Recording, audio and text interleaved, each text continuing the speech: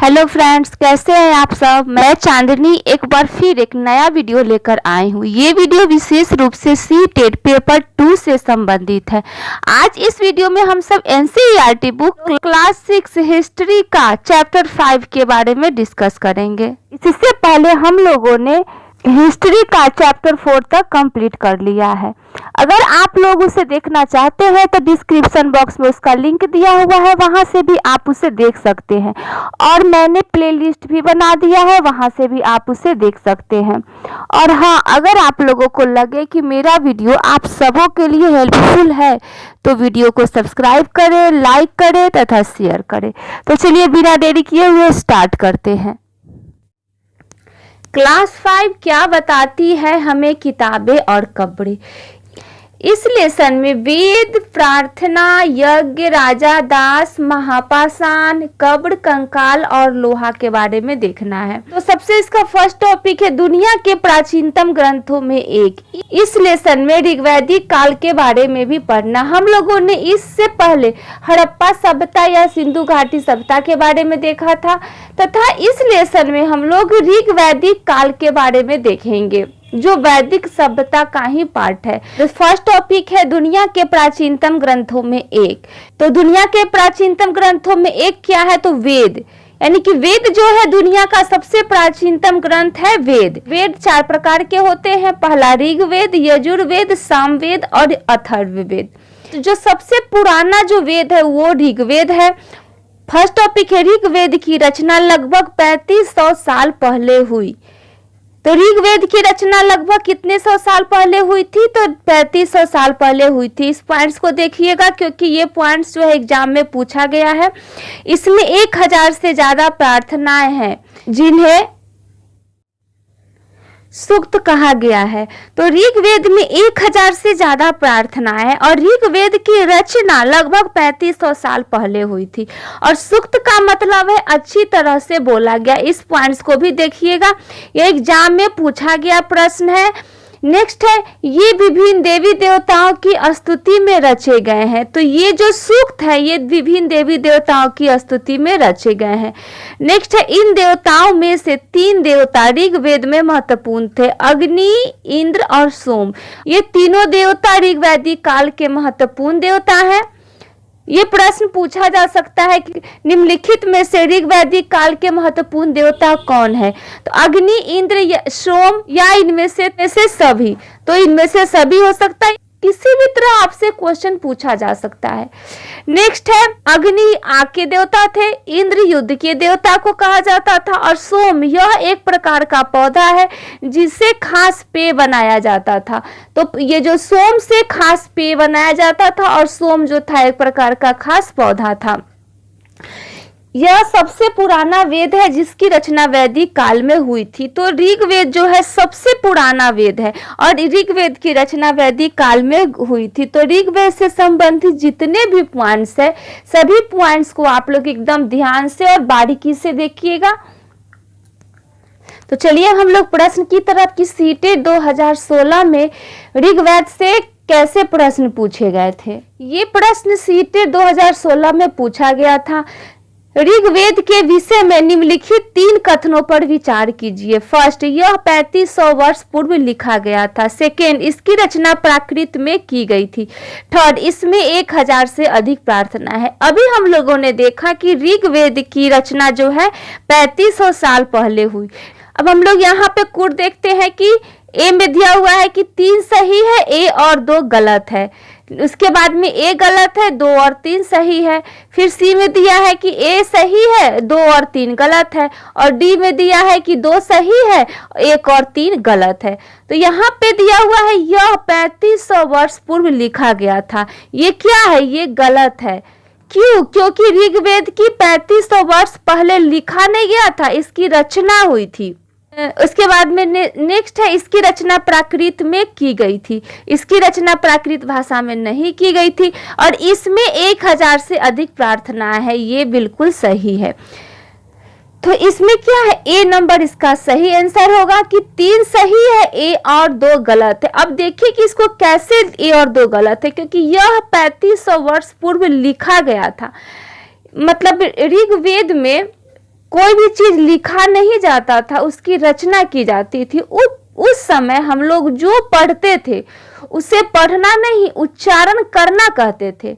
जो सुनते थे उसे सुनना नहीं, श्रवण करना कहते थे। और लिखा नहीं जाता था, उसकी रचना होती थी। तो यहाँ पे देखिए, इस तरह के कंफ्यूजन क्रिएट करके आपके सामने प्रश्नों को दिया जाएगा। इसलिए मैं जो भी नोट्स आपको समझा रही हूँ उसे बिल्कुल ध्यान से देखिएगा, क्योंकि मैंने एक पॉइंट्स भी एनसीईआरटी बुक का नहीं छोड़ा है और क्वेश्चन इसके अंदर से ही पूछे जाएंगे। इस नोट्स के बाहर से एक भी प्रश्न नहीं पूछे जाएंगे। तो आपने देखा कि किस तरह थोड़ा सा कंफ्यूजन क्रिएट करके आपका 1 नंबर यहाँ चला जाता। अब चलिए हम लोग नोट्स की तरफ। हम लोगों ने 3 ऑप्शन देखा था कि यह 3500 वर्ष पूर्व लिखा गया था। अब यहाँ देखिए आप लोग, ऋग्वेद की रचना लगभग 3500 साल पहले यहाँ पे रचना दिया गया है। सेकेंड था इसमें कि इसकी रचना प्राकृत में की गई थी, नहीं, ऋग्वेद की रचना जो है संस्कृत में की गई थी। और इसका थर्ड था इसमें 1000 से अधिक प्रार्थनाएं। तो यहाँ देखिए, यहाँ पे लिखा हुआ है इसमें 1000 से ज्यादा प्रार्थनाएं हैं और इन्हीं प्रार्थनाओं को सूक्त कहा जाता है। ठीक है, तो आप लोग ऋग्वेद से संबंधित जो भी पॉइंट्स है उसको एक बार अच्छे से देख लीजिएगा।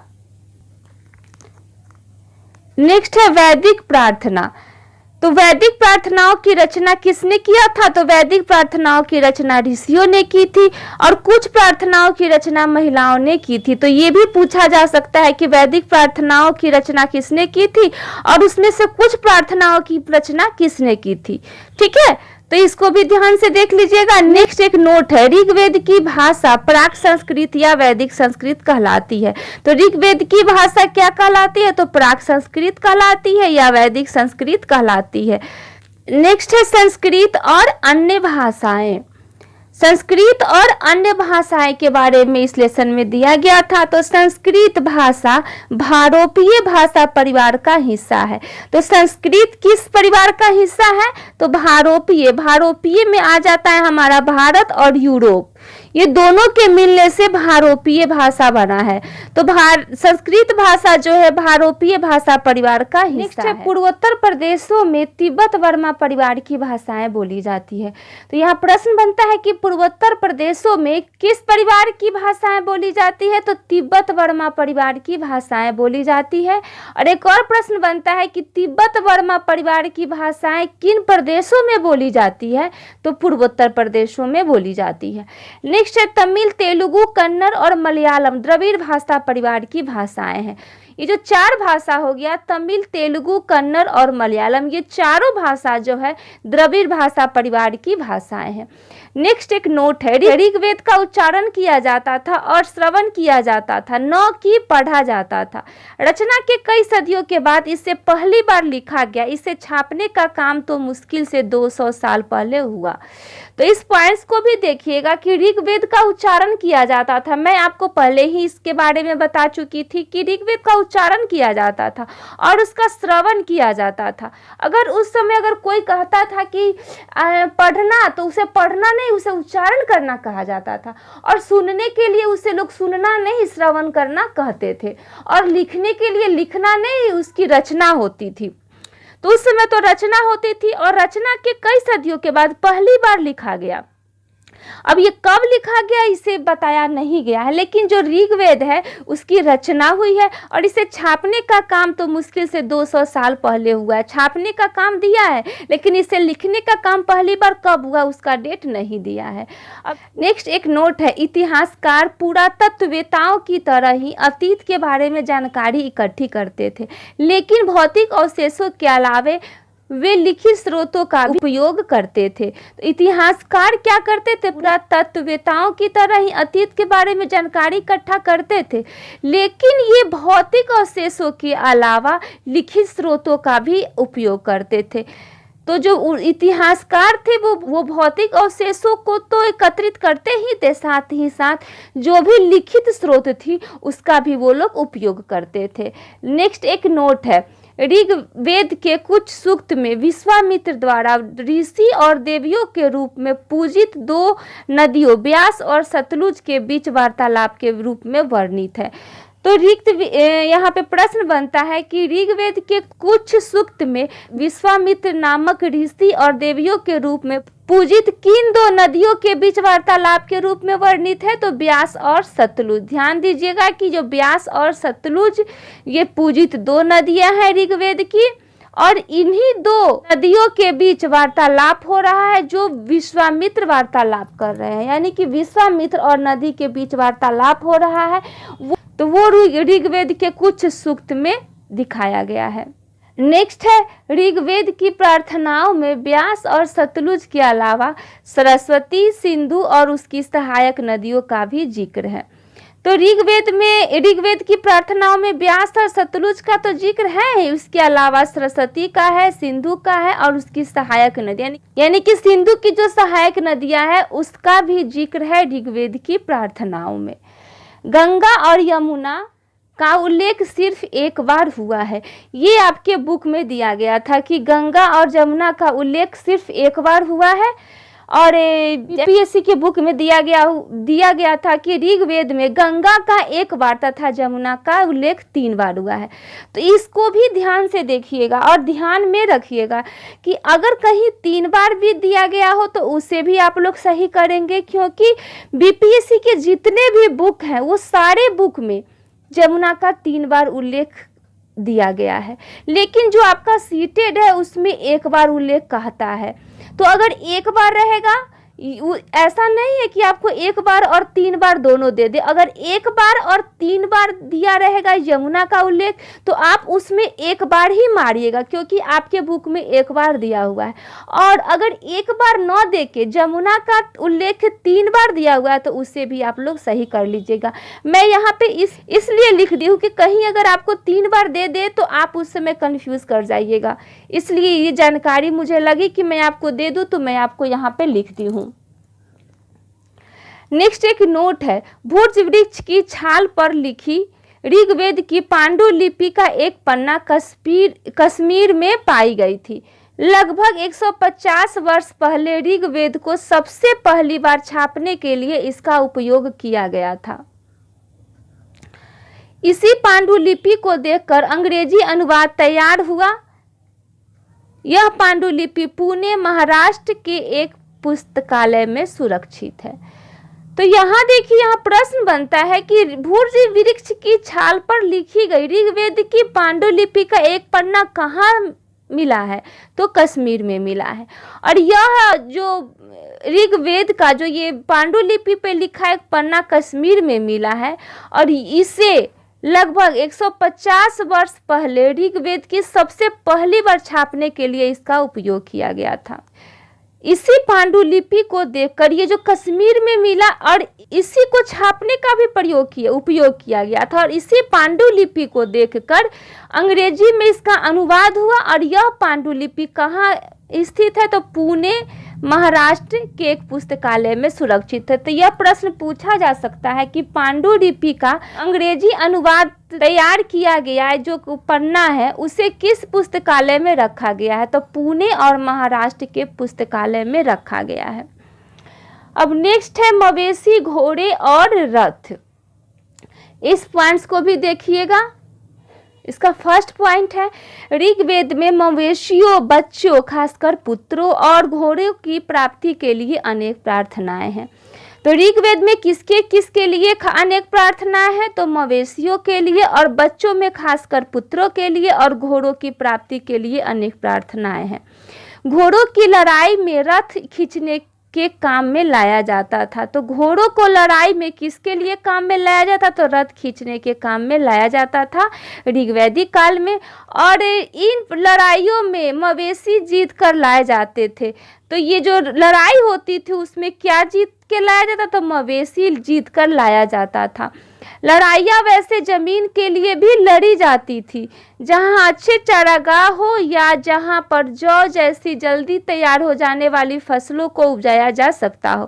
तो लड़ाइयाँ जो है मवेशी के लिए भी होता था और जमीन के लिए भी होता था। और वैसी जमीन जहाँ पे चारागाह हो या जहाँ पर जौ जैसी जल्दी तैयार हो जाने वाली फसल को उपजाया जा सकता है, उसी जमीन के लिए ऋग्वैदिक काल में लड़ाई होता था। और एक एक पॉइंट्स को आप लोग देखिएगा।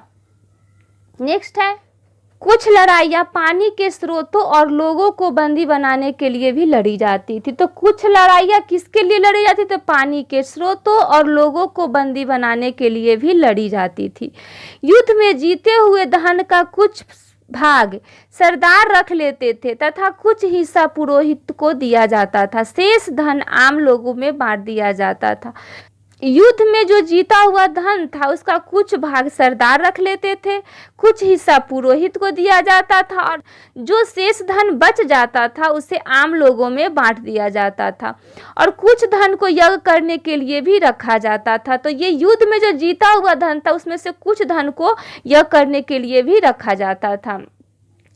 उसके बाद में नेक्स्ट है, यज्ञ की आग में घी, अनाज और कभी कभी जानवरों की भी आहुति दी जाती थी। तो जब यज्ञ होता था उसमें क्या क्या चीज़ की आहुति दी जाती थी? तो घी, अनाज और कभी कभी, हमेशा नहीं, कभी कभी जानवरों की भी आहुति दी जाती थी। नेक्स्ट है, ये आहुति देवी देवताओं को दी जाती थी। तो ये जो आहुति था वो देवी देवताओं को दिया जाता था और अधिकांश पुरुष इन युद्धों में भाग लेते थे। कोई अस्थायी सेना नहीं होती थी, लेकिन लोग स्वभाव में मिलते जुलते थे और युद्ध व शांति के विषय में सलाह मशविरा करते थे। तो जो पुरुष थे इसमें ज़्यादातर पुरुष इन्हीं युद्धों में भाग लेते थे। इनके लिए कोई अस्थायी सेना नहीं होती थी, लेकिन लोग स्वभाव में मिलते जरूर थे और युद्ध और शांति के विषय में सलाह मशविरा भी करते थे। नेक्स्ट है, ये ऐसे लोगों को अपना सरदार चुनते थे जो बहादुर और कुशल योद्धा हो। तो ऋग्वैदिक काल में लोग ऐसे लोगों को सरदार चुनते थे जो बहादुर हो और जो कुशल योद्धा हो। नेक्स्ट टॉपिक है, ऋग्वेद में ऐसे दो समूह है जिसका वर्गीकरण काम के आधार पर किया गया है। फर्स्ट है पुरोहित और दूसरा जो है वो है राजा। ऋग्वैदिक काल में वर्ण व्यवस्था जो था श्रम विभाजन पर आधारित था, अर्थात कर्म पर आधारित था, जन्म पर आधारित नहीं था। अगर उस समय अगर किसी के पिता अगर वैद्य है तो उसका पुत्र डॉक्टर भी हो सकता था और उसके जो नेक्स्ट पीढ़ी था वो किसान भी हो सकता था, यानी कि अपने कर्म पे आधारित था, जन्म पे आधारित नहीं था। लेकिन धीरे धीरे जैसे ही उत्तर वैदिक काल आया उसमें जो जन्म पे आधारित हो गया, यानी कि जो राजा होता था तो राजा का बेटा ही उस समय राजा होता था। फर्स्ट जो टॉपिक है वो है पुरोहित। इन्हें कभी कभी ब्राह्मण कहा जाता था। ये तरह तरह के यज्ञ एवं अनुष्ठान करते थे। तो ऋग्वेद में ऐसे दो समूह है जिनका वर्गीकरण काम के आधार पर किया जाता था। तो उसमें से एक पुरोहित है और एक राजा है। तो पुरोहित क्या करते थे? यज्ञ और अनुष्ठान करते थे। नेक्स्ट है राजा। इन राजाओं के पास न तो बड़ी राजधानियां थी और न ही महलों में रहते थे, न इनके पास सेना थी, न ही ये कर वसूलते थे। तो ये एक ऐसे राजा थे जो इनके पास न राजधानियां थी, न ये महलों में रहते थे, न इनके पास सेना थी और न ही ये कर वसूलते थे। लेकिन जब उत्तर वैदिक काल में धीरे धीरे जन से जनपद बना और जनपद में क्या होता था? राजा टैक्स वसूलता था, उनकी राजधानियां थी, वे अपने महलों में रहते थे, उनके पास सेनाएं थी। लेकिन ऋग्वैदिक काल में ऐसा नहीं था। नेक्स्ट है जनता या पूरे समुदाय के लिए दो शब्दों का इस्तेमाल होता था। तो जनता और पूरे समुदाय के लिए किन दो शब्दों का यूज होता था? तो जन और विष, यही दो शब्दों का जनता या पूरे समुदाय के लिए इस्तेमाल होता था। नेक्स्ट है जन का प्रयोग हिंदी व अन्य भाषाओं में आज भी होता है। ये जन का जो प्रयोग होता है वो हिंदी और अन्य भाषाओं में आज भी होता है। जन का मतलब होता है जनता। हम लोग आज भी किसी भी चीज में जनतंत्र नाम लेते हैं, यानी कि जन का मतलब हो गया लोग। और नेक्स्ट है वैश्य शब्द से विष शब्द निकला है। ये जो विष शब्द किससे निकला है? तो वैश्य शब्द से विष शब्द निकला है। ये भी प्रश्न पूछा जा सकता है कि जो विष शब्द है वो किस शब्द से निकला है? तो वैश्य शब्द से निकला है।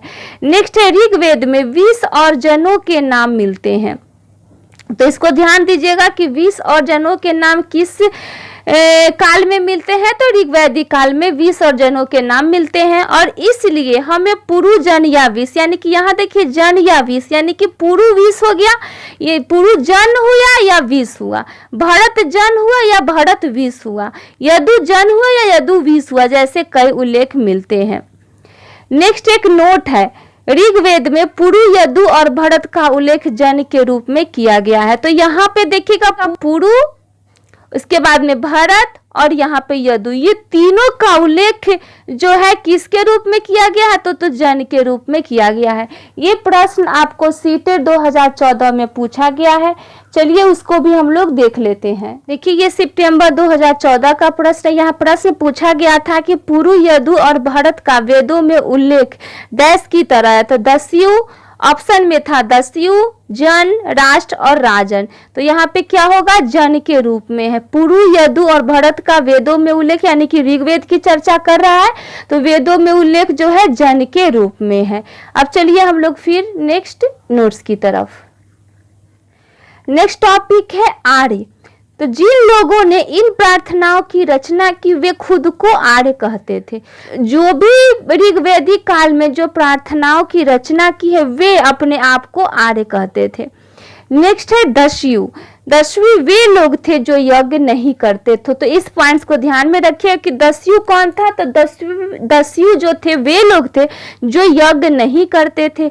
आर्य लोग अपने विरोधियों को दास या दस्यु कहते थे। तो यहाँ पे भी प्रश्न बनता है कि आर्य लोग अपने विरोधियों को क्या कहते थे, तो दास कहते थे या दस्यु, यानी कि दास और दस्यु एक ही है। जो दास थे वो यज्ञ नहीं करते थे। तो बस आपको इतना ध्यान रखना है कि दास और दस्यु दोनों एक ही है। नेक्स्ट है बाद के समय में दास, स्त्रीलिंग दास, यानी कि दास का स्त्रीलिंग क्या हो जाएगा, दासी हो जाएगा। तो दास शब्द का मतलब गुलाम हो गया। तो बाद में यही दास जो था उसका मतलब गुलाम हो गया। नेक्स्ट है दास वे स्त्री और पुरुष होते थे जिन्हें युद्ध में बंदी बनाया जाता था। तो युद्ध में जिन्हें बंदी बनाया जाता था वही दास होते थे। बंदी बनाया जाता था या तो स्त्री होते थे या उनमें पुरुष होते थे। नेक्स्ट है दास को उनके मालिक की जायदाद माना जाता था। तो ये सभी ऋग्वैदिक काल में होता था कि दास को उनके मालिक की जायदाद माना जाता था। और नेक्स्ट है जो भी काम मालिक चाहते थे उन्हें वह सब करना पड़ता था। तो इसको भी ध्यान रखिएगा कि ऋग्वैदिक काल में जो भी काम मालिक चाहते थे उसे सब दास को करना पड़ता था। नेक्स्ट एक नोट है, ऋग्वेद की रचना उपमहाद्वीप के उत्तर पश्चिम में हुई थी। तो यहाँ प्रश्न पूछा जा सकता है कि ऋग्वेद की रचना कहाँ हुई थी। तो ऑप्शन में उत्तर पश्चिम, उत्तर दक्षिण, पूरब पश्चिम और पूरब दक्षिण भी दिया जा सकता है। तो आप लोग ध्यान में रखिए कि ऋग्वेद की रचना जो है उपमहाद्वीप के उत्तर पश्चिम में हुई थी। यानी कि ये हमारा उत्तर है, ये हमारा दक्षिण है, ये हमारा पूरब है और ये हमारा पश्चिम हो गया। तो यहाँ पे उत्तर हो गया और ये पश्चिम, यानी कि यहाँ पर जो था ये पूरा भारत में, यहाँ पे उत्तर पश्चिम में ऋग्वेद की रचना। नेक्स्ट टॉपिक है वो है महापाषाण। तो महापाषाण किसे कहते हैं, तो महा अर्थात बड़ा। महा का मतलब क्या होता है, बड़ा, और पाषाण का मतलब होता है पत्थर। यानी कि महापाषाण का मतलब हो गया बड़ा पत्थर। नेक्स्ट है ये शिलाखंड महापाषाण के नाम से जाने जाते हैं। तो बड़ा पत्थर जो है यानी कि शिलाखंड जो हो गया यही महापाषाण के नाम से जाना जाता है। नेक्स्ट है ये पत्थर दफन करने की जगह पर लोगों द्वारा बड़े करीने से लगाए गए थे। जो महापाषाण था वो उसका काम क्या था, तो वो दफन करने की जगह पर लोगों द्वारा बहुत ही करीने से लगाए गए थे। नेक्स्ट है महापाषाण कब्रें बनाने की प्रथा लगभग 3000 साल पहले शुरू हुई। तो यहाँ प्रश्न बनता है कि कब्रें बनाने की प्रथा यानी कि महापाषाण कब्रें बनाने की प्रथा लगभग कितने सौ साल पहले शुरू हुई थी, तो 3000 साल पहले शुरू हुई थी।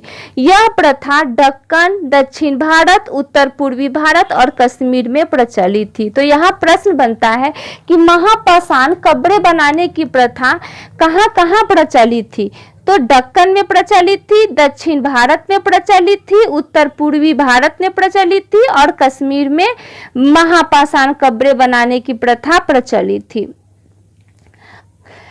नेक्स्ट है काले लाल मिट्टी के बर्तन जिसे ब्लैक एंड रेड वेयर भी कहा जाता है। मृतकों को खास किस्म के मिट्टी के बर्तनों के साथ दफनाया जाता था जिसे काले लाल मिट्टी के बर्तनों के नाम से जाना जाता है। तो मृतक को एक खास किस्म के बर्तनों के साथ दफनाया जाता था और उन्हीं बर्तनों को काले लाल मिट्टी के बर्तन के नाम से जाना जाता है, यानी कि ब्लैक एंड रेड वेयर के नाम से जाना जाता है। नेक्स्ट एक नोट है, महापाषाण के कपड़े से लोहे के औजार और हथियार, घोड़े के कंकाल और सामान तथा पत्थर और सोने की गहने मिली है। अब इससे पता चलता है कि जो ऋग वैदिक काल जो 35,000 साल पहले इसकी रचना हुई थी और जो महापाषाण 3,000 साल पहले शुरू हुई, तो उस समय लोहे का आविष्कार हो चुका था। तो महापाषाण के कपड़ों से क्या मिला है, तो लोहे के औजार मिला है और उसका हथियार मिला है, घोड़े के कंकाल मिला है और घोड़ा का सामान मिला है तथा पत्थर और सोने के गहने भी महापाषाण कपड़ों से मिला है। नेक्स्ट है, ब्रह्मगिरी से एक व्यक्ति की कब्र में 33 सोने के मनके और शंख मिले हैं। तो ये प्रश्न बहुत ही इंपॉर्टेंट है। ब्रह्मगिरी जो है महापाषाणी पुरा स्थल है। अगर आप लोगों ने चैप्टर 2 देखा होगा तो चैप्टर 2 में जिसका नाम था आरंभिक मानव की खोज में, उसमें हम लोगों ने कुछ पुरास्थल के बारे में देखा था, जिसमें हम लोगों ने पुरापाषाणिक पुरास्थल के बारे में देखा था, नवपाषाणिक महापाषाणिक पुरास्थल के बारे में हम लोगों ने देखा था। तो वो उसमें हम लोगों ने देखा था कि ब्रह्मगिरी और जो आदि चंदलूर थे, यही 2 महापाषाणिक पुरास्थल थे। तो ब्रह्मगिरी जो महापाषाणिक पुरास्थल है, वहां से एक व्यक्ति की कब्र में 33 सोने के मनके मिले हैं और शंख मिले हैं। इस पॉइंट्स को आप लोग ध्यान में रखिएगा। नेक्स्ट एक नोट है, महापाषाण में एक ही जगह पर एक से अधिक कंकाल मिले हैं, जिससे पता चलता है कि एक ही परिवार के लोगों को एक ही स्थान पर अलग अलग समय पर दफनाया गया था। तो महापाषाण में एक ही जगह पर बहुत सारे लोगों के कंकाल मिले हैं और उसी कंकाल से लोग पता लगाते हैं कि इस जगह पर एक ही परिवार के लोगों को एक ही स्थान पर अलग अलग समय में दफनाया गया है। बाद में मरने वाले लोगों को पोर्ट हॉल के रास्ते कब्रों में लाकर दफनाया जाता था।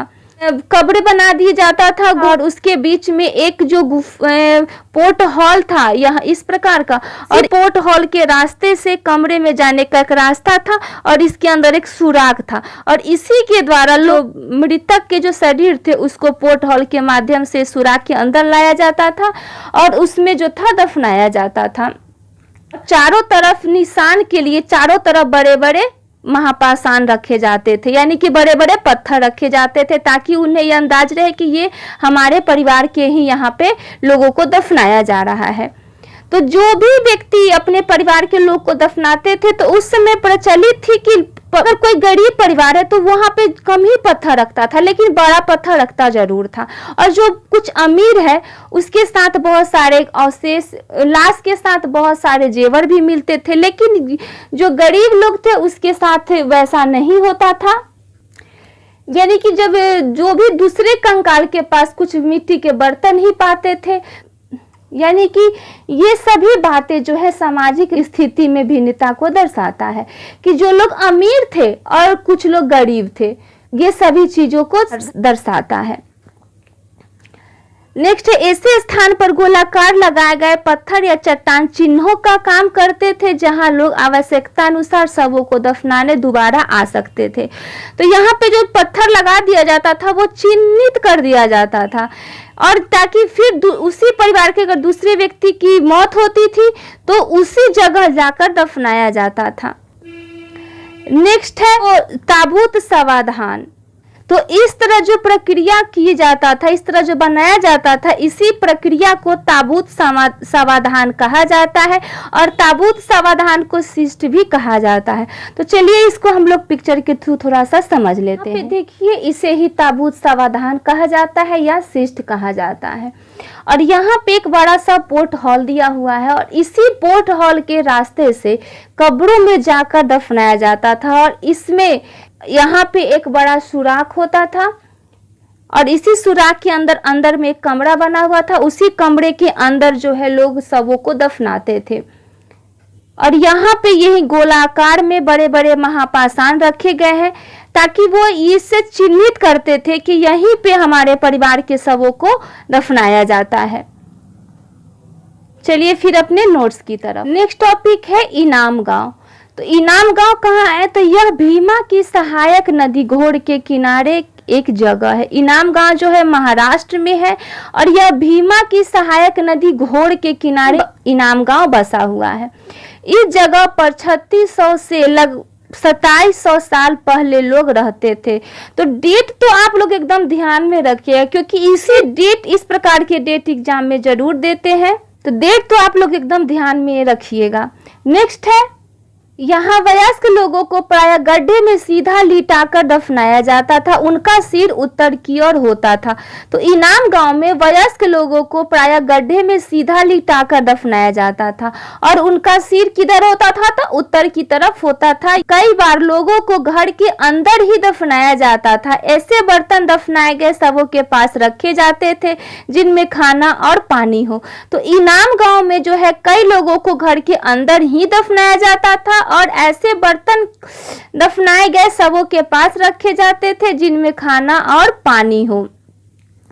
तो इनाम गांव से संबंधित जो 4 पॉइंट्स हैं, इन चारों पॉइंट्स को एक बार आप लोग जरूर देखिएगा। उसके बाद में नेक्स्ट एक नोट है, एक आदमी को 5 कमरों वाले मकान के आंगन में 4 पैर वाले मिट्टी के एक बड़े से संदूक में दफनाया गया था।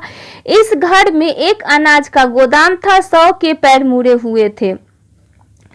तो इनाम गांव में एक आदमी को 5 कमरे वाले मकान के आंगन में 4 पैर वाले मिट्टी के एक बड़े से संदूक में दफनाया गया था और इस घर में एक अनाज का गोदाम था और 100 के पैर मुड़े हुए थे। तो यहाँ प्रश्न पूछा जा सकता है कि कहाँ पर एक आदमी को 5 कमरे वाले मकान के आंगन में 4 पैर वाले मिट्टी के एक बड़े से संदूक में दफनाया गया था? तो इनाम गांव में। और नेक्स्ट है, कंकाल का लिंग पहचानने का बेहतर तरीका उसकी हड्डियों की जांच है। तो यहाँ प्रश्न पूछा जा सकता है कि कंकाल का लिंग जांचने का सबसे बेहतर तरीका क्या है? तो उसकी हड्डियों की जांच से कंकाल का लिंग पता चल जाता है कि वो स्त्रीलिंग है या पुल्लिंग है। नेक्स्ट है चरक। ये लगभग 2000 साल पहले चरक नाम के प्रसिद्ध वैद्य हुए थे। तो इसको ध्यान रखिएगा, यहाँ पे भी दिया हुआ है 2000 साल पहले। तो सीटेट में हमेशा ये जो डेट है, जो कितने साल पहले क्या हुआ था, वो हमेशा पूछता है। तो ये ध्यान में रखिएगा कि चरक जो वैद्य थे वो कब हुआ करते थे? तो 2000 साल पहले चरक नाम का एक वैद्य हुआ करते थे। नेक्स्ट है, चरक संहिता नाम की पुस्तक इन्होंने लिखी थी जो चिकित्सा शास्त्र पर आधारित थी। चरक जो वैद्य थे इन्होंने चरक संहिता नाम की पुस्तक लिखी थी और ये चिकित्सा शास्त्र पर आधारित थी। नेक्स्ट है, इनके अनुसार मनुष्य के शरीर में 360 हड्डियां हैं। चरक के अनुसार जो है मनुष्य के शरीर में 360 हड्डियां हैं। यहाँ प्रश्न पूछा जा सकता है कि चरक के अनुसार मनुष्य के शरीर में कितनी हड्डियां हैं? ऑप्शन में आपको कुछ भी दिया जा सकता है। तो चरक के अनुसार मनुष्य के शरीर में 360 हड्डियां हैं। नेक्स्ट है, जो आधुनिक शरीर रचना विज्ञान की 206 हड्डियों से काफी ज्यादा है। तो अभी हम लोगों का जो साइंस बताता है वो बताता है 206 हड्डी। तो जो 206 हड्डी है वो इससे काफी ज्यादा चरक बताए थे, यानी कि चरक 360 बताए थे। संभवतः चरक ने अपनी गिनती में दांत, हड्डियों के जोड़ और कार्टिलेज को जोड़कर यह संख्या बताई थी। तो यह अनुमान लगाया गया है कि शायद 360 हड्डियां वो कहां से बताए होंगे? दांत, हड्डियों के जोड़ और कार्टिलेज को जोड़कर यह संख्या बताई होगी। नेक्स्ट है, इनाम गांव के लोगों के काम धंधे। तो इनाम गांव के लोगों के क्या क्या काम धंधे थे? यहाँ पुरातत्वविदों को गेहूं और जौ, चावल, दाल, बाजरा, मटर और तिल के बीज मिले हैं तथा कई जानवरों की हड्डियां भी मिली है।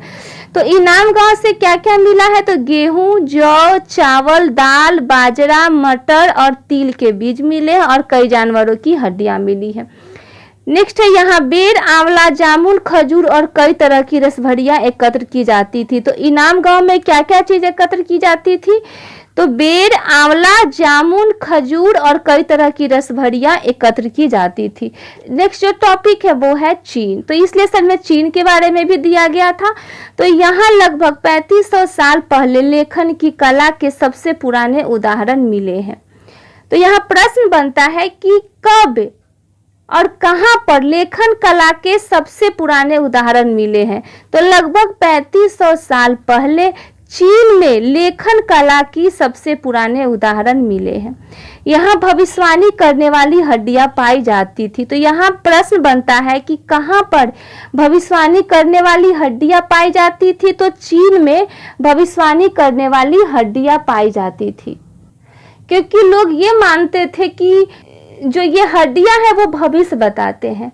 राजा लोग जो है लिपिकारों पे इन हड्डियों पर सवाल लिखवाते थे कि जैसे में सवाल होता था, क्या वे युद्ध में जीतेंगे, क्या फसलें अच्छी होंगी, क्या उन्हें पुत्र होगा।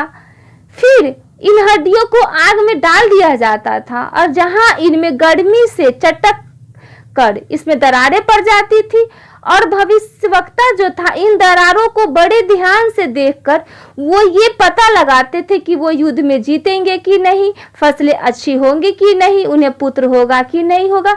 ये सभी चीजें इसीलिए भविष्यवाणी करने वाली हड्डियां जो है चीन में मिली है। तब तक के लिए इतना ही। अगर आप लोगों को हमारा वीडियो अच्छा लगा हो तो लाइक करें, शेयर करें तथा कमेंट करें। अगर आप कुछ कहना चाहते हैं, कुछ पूछना चाहते हैं या फिर कुछ बताना चाहते हैं तो कमेंट बॉक्स में अपनी प्रतिक्रिया जरूर दें। बने रहिए हमारे साथ, मिलते हैं नेक्स्ट वीडियो में नेक्स्ट टॉपिक के साथ। धन्यवाद।